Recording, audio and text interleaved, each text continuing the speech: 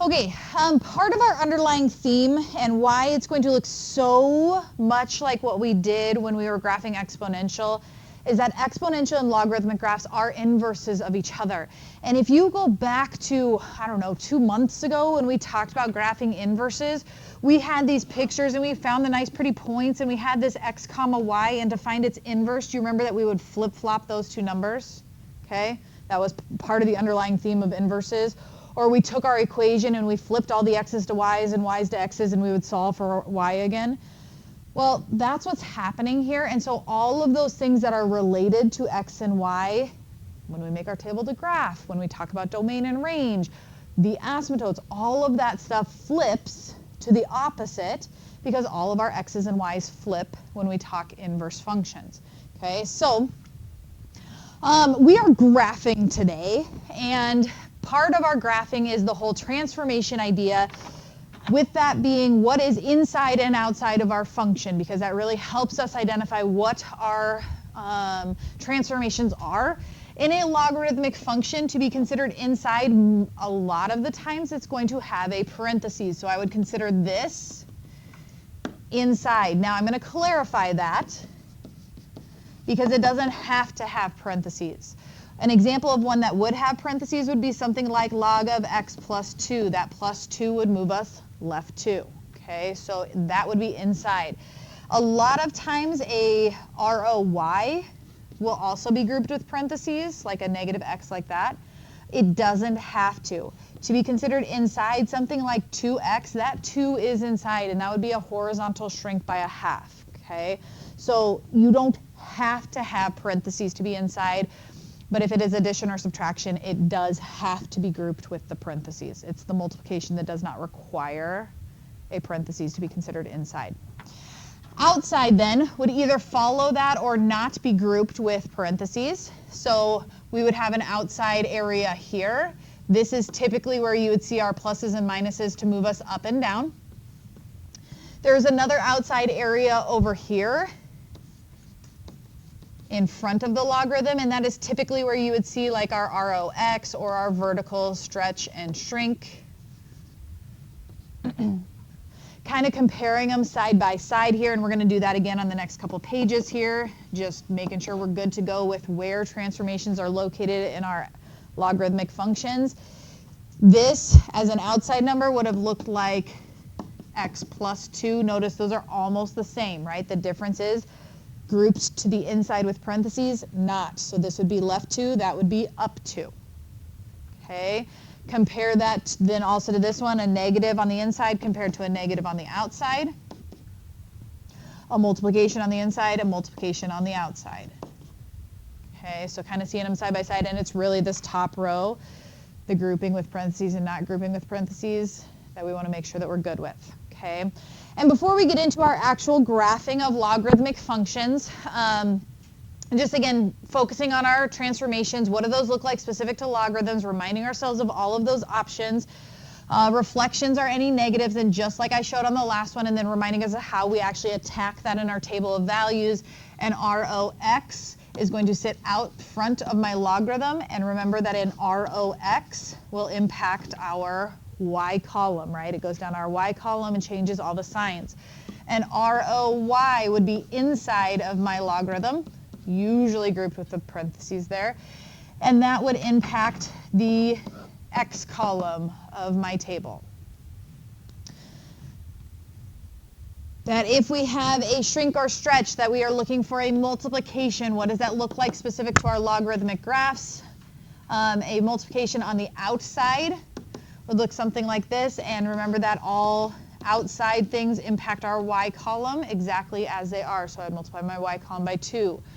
Compare that to moving it to the inside. Again, could look like this, or could be grouped with a parentheses. That's the exact same thing. And that is an inside 2, and inside things impact my x column by the opposite, so I would multiply by a half, right? Think opposite inside. And then our ILROUD, inside moves left and right, outside moves us up and down, plus minus, plus minus. And the thing that I'll add to this, remember on our exponential equations we had the horizontal asymptote that started at y equals 0? And if we flip all of our x's and y's, that's going to flip to a vertical asymptote. And so what will change a vertical line? If I slide a vertical line up and down, it stays in the exact same spot. It's the same vertical line. It's when I shift that vertical line right or left that it will change. So when our logarithmic graphs have an inside plus or minus, when it moves left or right, it will also move our asymptote.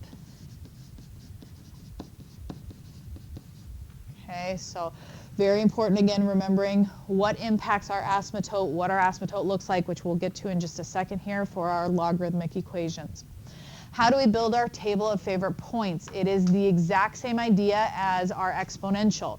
If our exponential had a base of 5, just like you guys showed me earlier, we would have said negative 1, 0, 1, and that would have been the reciprocal of 5. 1 and 5. And what we just talked about is they are inverses of each other. So to go from an exponential to a logarithmic, those two columns will flip-flop. So if my base is 5 of the logarithm, that reciprocal of 5, 1 and 5 will actually show up in your x column for a logarithmic graph. The negative 1, 0, and 1 will show up in the y column. Same thing here. Base is a fraction, does not change our process. Reciprocal 1 base in the x column with the negative 1, 0, 1. Any questions on that? So one of the hard things is those look so much like the tables we were just graphing, don't they? We have to remember which column does the negative 1, 0, 1 go in for exponential versus logarithmic. And you hopefully are starting to see why this becomes a challenging quiz if we don't know those really well. All right, so let's actually graph a logarithmic equation. First one, y equals log base 3 of x. This is a very basic one, no transformation. It does have a number in there. Remember that that number right there, the base of your logarithm, is what we use to build our table of favorite points. I'm going to actually make this the right color here. So we will use the reciprocal of the base, 1, and the base for our x column, which will match up with the negative 1, 0, and 1. On Monday, we'll talk a lot more about values of logarithmic equations. If we can just remember how to build the tables for right now, we can get our graphs in there. Graphing those points, 1/3 comma negative 1, 1/3 comma negative 1 would be down here. 1, 0 would be here. 3, 1 would be here, and this is where our conversation is a little early because we haven't necessarily talked about what we can plug into a logarithmic equation, but you may remember this from Algebra 2. You can only evaluate the log of a positive number, okay? And I don't know if you remember that or not, but that means that I cannot plug negative numbers, negative x values into my logarithmic equation. We have a domain restriction, and so that is where this comes from. This vertical asymptote is going to stop us from picking values that are negative to plug into our logarithmic equation. So logarithmic equations have vertical asymptotes. My graph will slide along that asymptote through those points I just graphed and continue to increase slowly.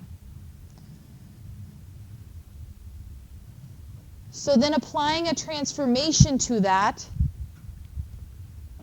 it's this exact same table here, same base, but with a plus 5. And the plus 5 is inside, so it's actually going to move our graph which direction? That's all the directions. Left.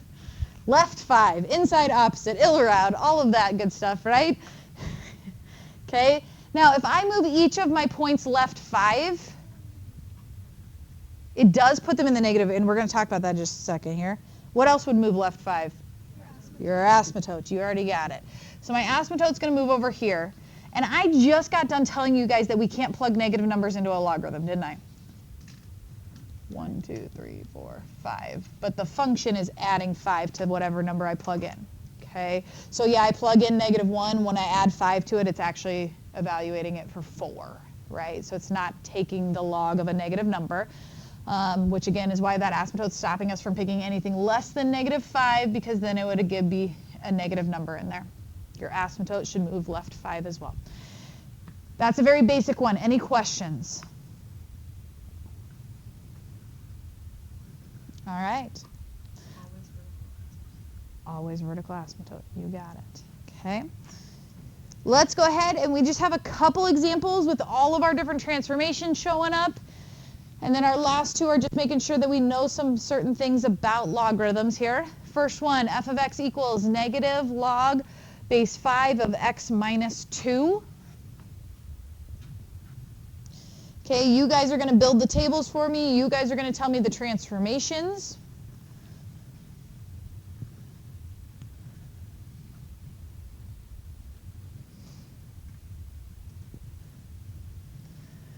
Let's start with our table of points here. McGuire, what'd you put in your x column for that? Very good. Okay, and if that's our x column, Tanner, what are we putting in our y column? Very good. Good on the table of points. Okay, let's run through our transformations. Brogan, tell me about the negative and what it's doing. It is. Very good.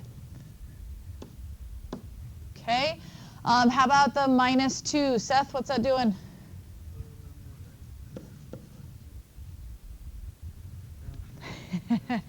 Outside, isn't it?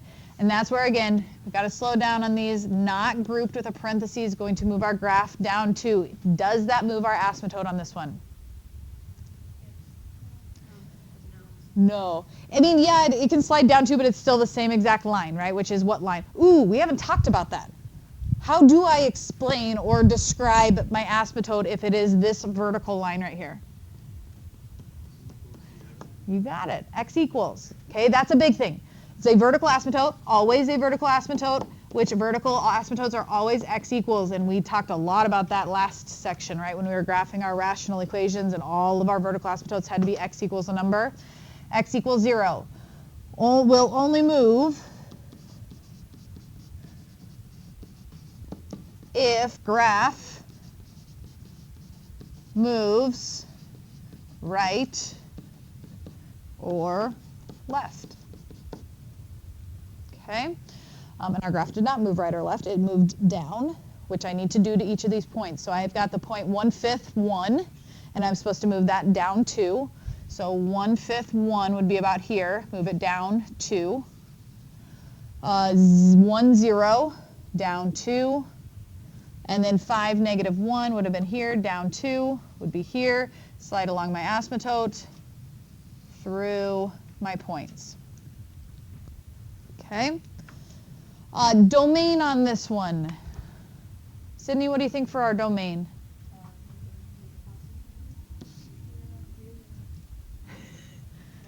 Yeah, I heard a lot of numbers out there. 0 to infinity. Farthest left, our asymptote's going to stop us, right? So farthest left is going to be 0 to infinity. But our range doesn't get stopped, does it? That arrow continues to go down. Yeah, flipped. So it's flipped idea of your exponential. Your range, so that's a good note to put on this first one. Never restricted for the range on logarithmic. This one will always. This is like the domain on exponential. We didn't have to think about it, right? It was automatically negative infinity to infinity. Same thing for what logarithmic. We don't have to think about the range. It is automatically negative infinity to infinity. You have to slow down and think about your domain.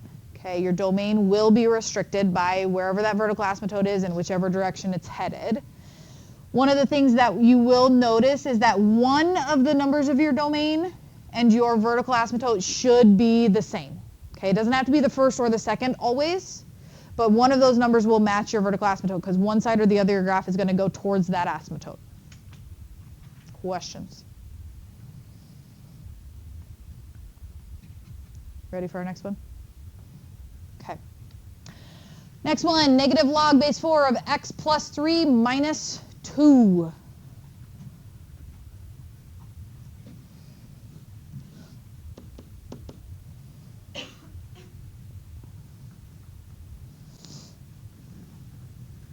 We're going to start with our basic. Remember, ignore all transformations. Let's just get our table of favorite points up there.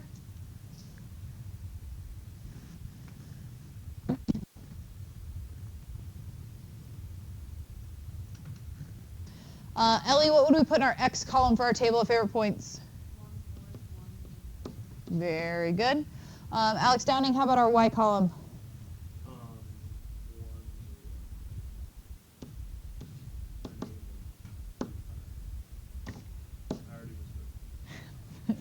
Agreed? Okay. Let's go through our transformations. Jonathan, tell me about the -1 and what to do with it. Negative, I said 1, negative. Yep. Yep. All of that. Okay. Michael, tell me about the +3.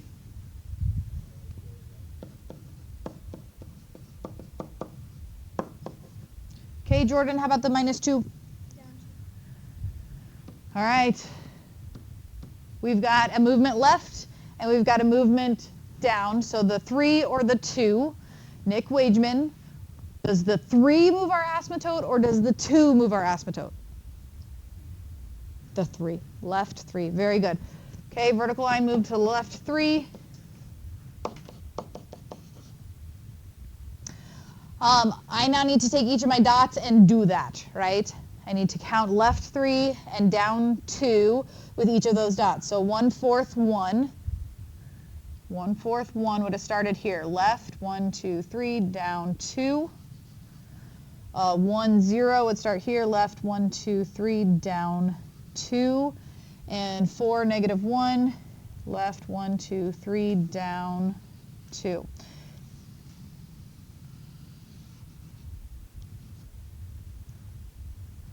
Okay. Alana, tell me about our domain. Very good. Kenzie, how about our range? I forgot to click back on this one. You have 2 shapes that you can have, just like we had 2 shapes that we could have in exponential. In logarithmic, your graph can either slide down and decrease slowly, or if we flip back to the first one we did, it can slide up and increase slowly. That's the only 2 shapes you can get for a logarithmic graph, and it's based on whether we have a reflection or whether we have a fraction base or a big number base. Okay. Now we can reflect the other way.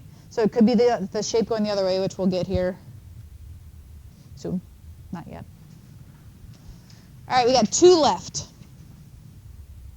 We need to talk about this one. So get this one written down, first of all, for example. 2 log of x plus 1 plus 4.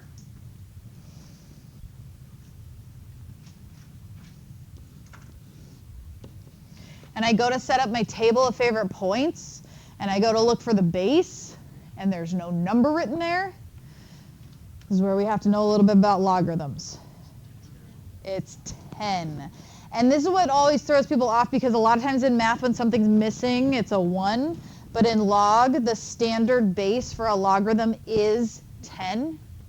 You will never see a little 10 written there. We have to understand that it is a 10, okay? So that tells me my reciprocal, my base. And let's get our transformations put into this. Cole, that 2 on the outside, what's that going to do? What should we do with it? On the left? Yes.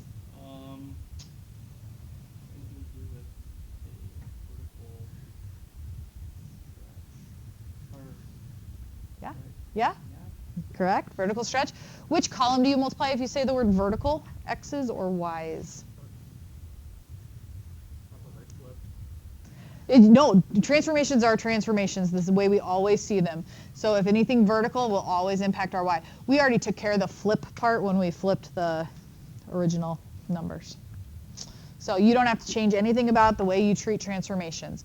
Exactly the way we have always treated transformations. Vertical is going to impact our y column. Okay. Lily, how about the +1?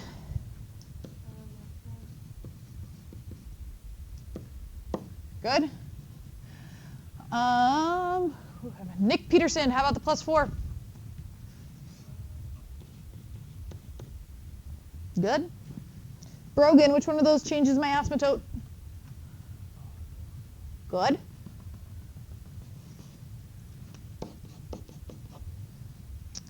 And then just make sure that you remember to count each of those. So 1/10, comma, -2, 1/10, negative 2 would have started here. Left 1 up 4, 1, 2, 4. 1, 0, left 1 up 1, 2, 3. Can you see the vertical stretch of 2 already happening? Normally those were only 1 apart, now they're 2, right? And then 10, 2, left 1 up 1, 2, 3, 4.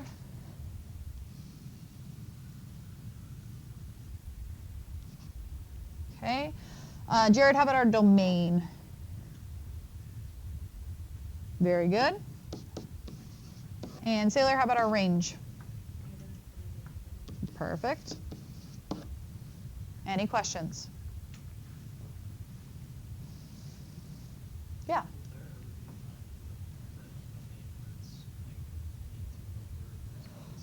Brogan, you're just like on top of it. Yes, this next one is exactly what's going to happen. It happens when we have an ROY, which I just told you what our transformation is. Anytime we have an ROY, it's going to flip that graph facing the other way, and that's the only time that our domain is going to flip to go from an infinity up to a number. The second thing we needed to talk about on this one is that whole ln thing that you see going on there. Does anyone know what that is? Natural log, which is a log base e. Log base e. You'll never see that until I write it right here. You're going to see it right here. One time only. Log base e is natural log. And actually, I always write cursive L's so that it doesn't look like 1. Natural log is log base e.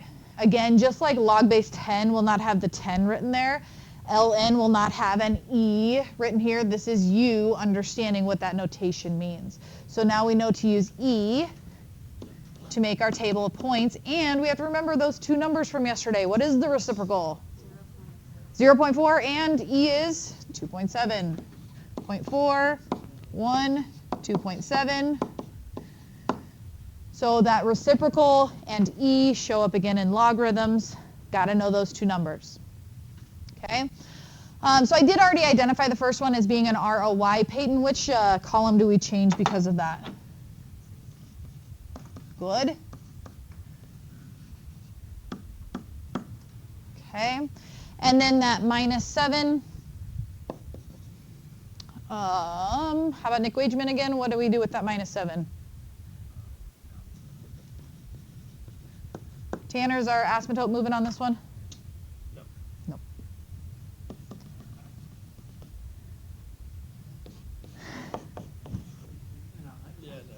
I'm trying something new. How's it going? Are you all right? You okay with it? Not a fan. Not a fan. All right. Good to know. -0.4, -1, down 7. So count that in your graph. -0.4, -1, down 1, 2, 3, 4, 5, 6, 7. -1, 0, down, -1, 0, down 1, 2, 3, 4, 5, 6, 7. And -2.7, 1, down 1, 2, 3, 4, 5, 6, 7. So when we have that ROY, that does change our domain on this one. Kenzie, how about our domain? Very good. Order does matter, right? Have to go small number, comma, big number, or farthest left, comma, farthest right. Jonathan, how about our range? Always unrestricted on a logarithmic graph. Any questions on that? Okay. I do have this, and we're going to click through it in like 3 seconds here because I don't really think we need to spend much time on this. You guys are doing a really good job identifying your correct transformations. These are just generic, so they don't give us a number, and basically we have to just go through and say, okay, if that's generically what's written there, what kind of transformation are we looking at? What are we looking at here? ROX, right? How about this one? Right H, up K. Easy enough? Yeah? Okay. I got 3 more of them. Vertical, stretch by A. Technically, A could be a fraction, so we would say like a vertical stretch or shrink, right? We don't know if it's a fraction or not. Horizontal stretch or shrink. ROY. You got it. Any questions for me? All right.